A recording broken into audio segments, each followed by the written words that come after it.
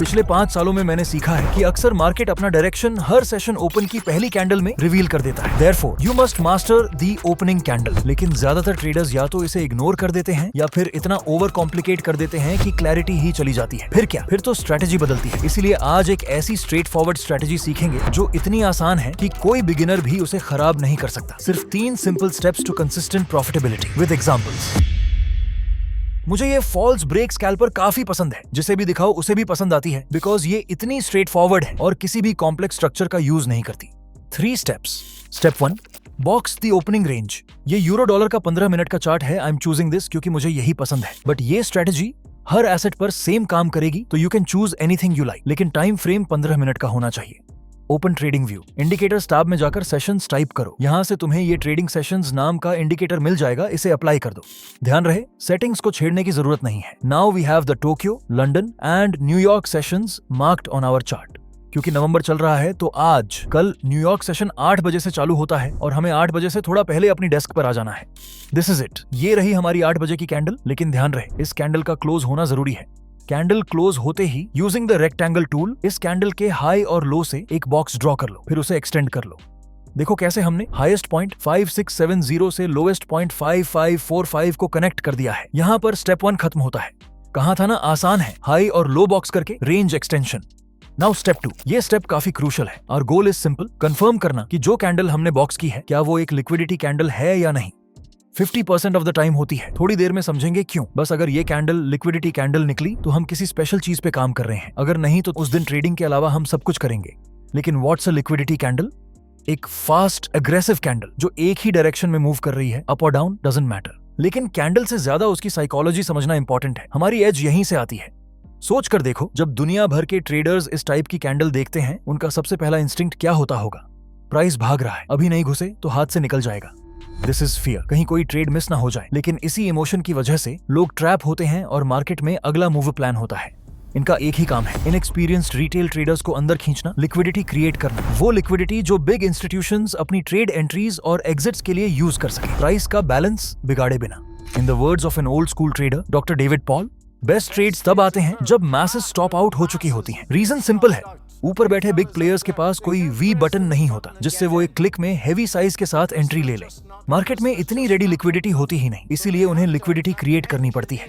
हजारों ट्रेडर्स को तुम जैसे एक डायरेक्शन में खींचते हैं, प्राइस वहां जाता है, स्टॉप लॉसेस हिट होते हैं और वही मोमेंट एक लिक्विडिटी का समुंदर बना देता है जिसमें इंस्टीट्यूशंस आराम से एंट्री ले लेते हैं। इसी वजह से ये कैंडल्स इंजीनियर्ड होती हैं और इसीलिए मैं इन्हें मैनिपुलेशन कैंडल्स कहता हूँ। ये ऑलमोस्ट डेली बनती हैं ताकि बिग प्लेयर्स अपनी ट्रेड्स में एंट्री और एग्जिट ले सके बिना दिक्कत के। लेकिन आखिर फॉल्स ब्रेक स्कैल्पर इस फिनोमिनन का फायदा कैसे उठाता है? बेसिकली जब तुम ऐसी कैंडल्स देखते हो, most of the time price वहां से रिवर्स होता है और वही रिवर्सल, वही एग्जैक्ट पॉइंट इस स्ट्रेटेजी का एज है जिसे हम यूज करने वाले हैं। अब अगर तुम्हारे दिमाग में जरा सी भी डाउट हो कि जो कैंडल तुम देख रहे हो वो मैनिपुलेशन कैंडल है या नहीं, तो टेंशन मत लो। मैं तुम्हें एक क्विक और इजी मेथड दिखाता हूँ जिससे ये क्लियर हो जाएगा। इसके लिए जो एसेट तुम ट्रेड कर रहे हो उसका डेली चार्ट ओपन करो, इंडिकेटर्स टैब में जाकर ATR टाइप करो और एवरेज ट्रू रेंज को अप्लाई कर दो। Default settings. ये इंडिकेटर हमें एक न्यूमेरिकल वैल्यू देता है 0.00572। अगर तुम्हें फॉरेक्स डेसिमल्स पढ़ने आते हैं तो you know this can be read as 57.2 pips. मोटा मोटा 50 पिप्स मान लेते हैं मैथ्स इजी रखने के लिए। लेकिन अब सवाल पैदा होता है, ये 50 पिप्स क्या रिप्रेजेंट करते हैं?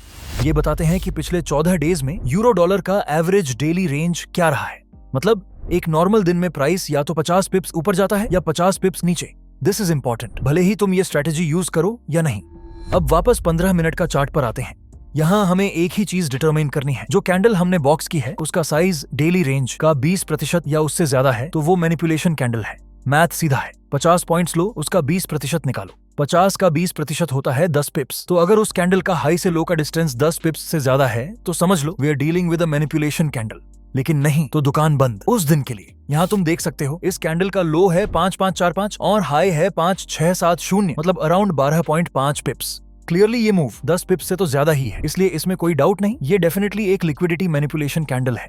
अब एक छोटी सी बात याद रखना, कैंडल के साइज में थोड़ा बहुत ऊपर नीचे चलेगा, ज्यादा डिटेल्स में अटक कर मत रह जाना। Like 17 to 18% is also okay. लेकिन जब कैंडल 20% या उससे ज्यादा की हो तो वो एक डेड गिव अवे होता है कि प्राइस को मैनिपुलेट किया गया। That completes step 2।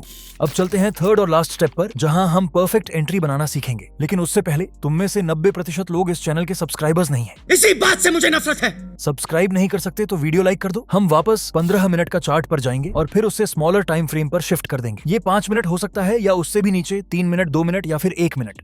मैं पर्सनली 5 मिनट का चार्ट प्रेफर करता हूं। लेकिन यहाँ से जो चीज हमें चाहिए वो पूरी वीडियो का सबसे इंपॉर्टेंट पार्ट है। हमें दो में से कोई एक फॉर्मेशन आइडेंटिफाई करनी होगी और ये फॉर्मेशन बॉक्स के अंदर नहीं बल्कि उस रेंज के बाहर अपीयर होनी चाहिए जो हमने स्टेप 1 में मार्क की थी। सबसे इंपॉर्टेंट पार्ट इसलिए क्योंकि इनके बिना प्राइस का रिवर्सल मुश्किल है। बेसिकली ऐसे में एक ब्रेकआउट 20, 30, 40 मिनट्स या फिर पूरा दिन भी चलता रह सकता है। That's a waste of time. लेकिन ध्यान रहे, रिवर्सल का सिग्नल मार्केट ओपन के 90 मिनट के अंदर आ जाना चाहिए। अगर नहीं तो समझ लो फिर से दुकान बंद। उस दिन के लिए हमारा फोकस सिर्फ 2 एंट्री मॉडल्स पर रहेगा। 1 pressure flip impulse candle, 2 second entries. जो पहला टाइप है वो बेसिकली एक कॉम्बिनेशन है, एक प्रेशर फ्लिप कैंडल और एक इंपल्स कैंडल का। डिटेल्ड वीडियो लिंक कर दूंगा, लेकिन शॉर्ट में समझते हैं। प्रेशर फ्लिप, ये कैंडल सिंपल लैंग्वेज में पावर शिफ्ट दिखाती हैं। बायर्स और सेलर्स में कौन जीत रहा और कौन हार रहा। किसी कैंडल के ऊपर बड़ी विक का मतलब बायर्स की ऊपर जाने की कोशिश को सेलर्स ने बेकार किया, अब नीचे जा सकते हैं। लेकिन अगर नीचे बड़ी विक है मतलब सेलर्स की नीचे जाने की कोशिश को बायर्स ने बेकार किया, ऊपर जा सकते हैं। Candle colour doesn't matter, only wicks do. Impulse candles, ये कैंडल्स स्ट्रॉन्ग बाइंग या सेलिंग दिखाती हैं। बुलिश इंपल्स मतलब कैंडल अपने हाई के अराउंड क्लोज हुई और बेरिश इंपल्स मतलब कैंडल अपने लो के अराउंड क्लोज हुई।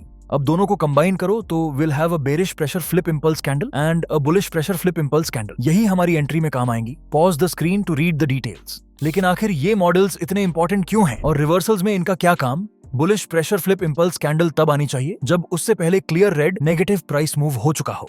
कंफर्मेशन कहां से मिलता है? इस विक से। जरा सोचो, जो कोई भी इस डिप को इतनी पावर के साथ बाय कर रहा है, मोस्ट केसेस में उसका प्राइस को नीचे जाते देखने का कोई इंटेंशन नहीं और एज यहीं पर है। वो लोग बहुत बड़े हैं, बहुत स्ट्रांग हैं और जब वो स्टेप इन करते हैं मार्केट आमतौर पर उनके खिलाफ नहीं जा पाता। हमेशा नहीं, लेकिन ज्यादातर केसेस में। इसी को उल्टा कर दो for bearish pressure flip impulse candles. अब जरा यहाँ देखो, ये 5 मिनट का चार्ट है। पहले रेंज से ब्रेकआउट आया और फिर एक डोजी कैंडल, प्राइस थोड़ा और ऊपर जाता है और एक प्रेशर फ्लिप कैंडल बनती है। लेकिन नोटिस करो, ये विक नीचे की तरफ है, मतलब सेलर्स मार्केट को नीचे ले जाना चाहते थे but buyers stepped in. Let's wait. Price फिर से ऊपर जाता है, थोड़ा इंडिसीजन होता है but then we get this, एक प्रेशर फ्लिप बेरिश कैंडल। मतलब बायर्स ने ऊपर जाने की कोशिश करी बट सेलर्स स्टेप्ड इन। ऊपर की विक सिग्निफिकेंट है, छोटी मोटी नहीं। गौर से देखो, ये एक इंपल्स कैंडल भी है, bear candle closing at its low. Buyers को पूरी तरह डिफीट कर दिया गया है। इस कैंडल के लो के नीचे सेल स्टॉप ऑर्डर प्लेस करेंगे, stop loss around the high, target 1 to 3। हम ट्रिगर हुए and there we have it, a successful trade. हालांकि जो एंट्री मॉडल हमने अभी डिस्कस किया उसका मिलना रेयर है। Number 2 is what you'll usually find on your charts, second entries. लेकिन उससे पहले मैं अपने फ्री टेलीग्राम कम्युनिटी में अक्सर इन सब स्ट्रेटजीज के ट्रेड्स और एनालिसिस पोस्ट करता रहता हूं। If you are interested feel free to join. जब भी हम पहली बार कोई चीज करते हैं तो फेलियर के चांसेस हाई होते हैं, लेकिन दूसरी बार भी ऐसा हो chances are less. That's what second entries are. मान लो प्राइस ऊपर जा रहा था, सेलर्स पहली बार जब इसे गिराने की कोशिश करते हैं तो फेल हो जाते हैं, प्राइस और ऊपर चला जाता है। लेकिन इस बार सेलर्स ज्यादा पावर से आकर एक और ट्राई करते हैं and this time they win. इसी को हम सेकंड एंट्री शॉर्ट कहते हैं। सेम इसका उल्टा is true for second entry longs, लेकिन इसमें थोड़े नुआंसेस हैं। चलो चार्ट पे समझते हैं। यहाँ देखो, प्राइस ऊपर गया, सेलर्स ने नीचे लाने की कोशिश करी बट फेल हो गए एज प्राइस दोबारा ऊपर चला गया। फिर सेलर्स ने दोबारा कोशिश करी, this was a second entry. Similarly यहाँ पर भी प्राइस ऊपर गया, सेलर्स नीचे लाए, फर्स्ट एंट्री, प्राइस दोबारा ऊपर गया और सेलर्स नीचे लाए, दैट्स अ सेकंड एंट्री। लेकिन इन दोनों सेकंड एंट्रीज में से एक ही वैलिड है, दूसरी वाली। इसके 2 कारण हैं। एक, फर्स्ट सिग्नल में जो सेकंड एंट्री हमें मिली वो प्राइस ने लोअर हाई बनाकर दी थी, वहीं दूसरे सिग्नल की सेकंड एंट्री एक हायर हाई बनकर मिली थी। जब भी सेकंड एंट्री शॉर्ट्स देखोगे बेटर एक्यूरेसी हायर हाई पर मिलेगी, वहीं सेकंड एंट्री लॉन्ग्स के लिए लोअर लो की एंट्रीज बेहतर होंगी। लेकिन यही नहीं, एक और रीजन है। सेकंड एंट्री का बार हमेशा एक इंपल्सिव बार होना चाहिए। पहले सिग्नल में इसके नीचे इतनी बड़ी विक है, सेलर्स लैक पावर, लेकिन दूसरे सिग्नल पे गौर करो, it's a bearish impulsive bar, buyers को आने का मौका ही नहीं मिला। तो जहां पहली सेकंड एंट्री फेल हुई, दूसरी सक्सेसफुल हो गई। ये बहुत इंपॉर्टेंट कॉन्सेप्ट है, नहीं समझ आ रहा तो दोबारा देख लो, क्योंकि ये सिर्फ इस स्ट्रेटेजी में ही नहीं हर जगह अप्लाई हो जाता है। अब एक फाइनल एग्जांपल पे चलते हैं। ये रही हमारी न्यूयॉर्क सेशन की पहली कैंडल, एग्जैक्टली 8 बजे। Let's box it. लेकिन इसका साइज भी तो मेजर करना होगा, लेट्स डू दैट। 9.1 पिप्स, जो कि 10 पिप्स के एवरेज के आसपास ही है, सो हम आगे बढ़ सकते हैं। This is a liquidity candle. 5 minute की टाइम फ्रेम पर शिफ्ट कर जाते हैं। As you can see, price ने नीचे की ओर रेंज से ब्रेकआउट कर दिया है। हमें एक ऐसा सिग्नल चाहिए जो रिवर्सल दर्शा सके। दोनों एंट्री मॉडल्स को याद रखना। टेल मी नाउ, क्या ये एक सेकंड एंट्री लॉन्ग सिग्नल है? चलो देखें। प्राइस नीचे गया, बायर्स ऊपर लाए बट फेल्ड। एक बार फिर सेलर्स प्राइस को नीचे लाए and once again buyers stepped in. लेकिन गौर से देखो, ये एक इनडिसीजन कैंडल है, ना कि एक इम्पल्स कैंडल। हमें कैसे पता चलेगा कि बायर्स स्ट्रांग हो चुके हैं? वो सच में मार्केट ऊपर ले जा सकते हैं? नहीं पता चल पाएगा। Therefore, we'll have to wait. देखा तुमने, मार्केट वापस नीचे भाग गया। ना जाने कितने लोग यहाँ पे ट्रैप हो गए होंगे, बट तुम नहीं हो सकते। देखो, एक और try by the bulls, first entry long, second entry long, but once again एक डोजी कैंडल से सेकंड एंट्री सिग्नल आया। Let's be patient. ये क्या एक इम्पल्स बार आ तो गया? अब यहाँ पर तो एंट्री कर ही सकते हैं? बिल्कुल नहीं। This could be a trap. Second entry long single bar में आ जानी चाहिए थी, फिलहाल नहीं आई। शायद अगर मार्केट फिर से नीचे जाए और हमें बुल्स की प्रेजेंस मिले विद एन इम्पल्स कैंडल, तब हम एक सेकंड एंट्री लॉन्ग लेकर एंट्री कर सकते हैं। वाओ, देखो वही हुआ। मार्केट नीचे गया और हमारे पास आई एक बुलिश इम्पल्स कैंडल। यहाँ से देखो, first entry long, second entry long. इसके हाई के जस्ट ऊपर एंट्री लेंगे with a stop order, stop loss below the low of the candle and target 1 to 3। देखा तुमने, our target has been hit, a nice 1 to 3। I know कि ये easy नहीं है, बट जितना ज्यादा प्रैक्टिस करोगे उतना इजी लगने लगेगा। Just don't give up. अब स्ट्रैटेजी सीख ली है, जाकर बैक टेस्ट करो लाइव मार्केट में अप्लाई करने से पहले। लेकिन अगर तुम्हें मार्केट की लैंग्वेज को समझकर खुद की स्ट्रैटेजीज क्राफ्ट करनी है, तो ये वीडियो देखो, मार्केट स्ट्रक्चर। पैसे कमाए या ना कमाए, पर दुआएं जरूर कमाए। उससे आपको झोपड़ी में भी महल जैसा स्कूल मिलेगा।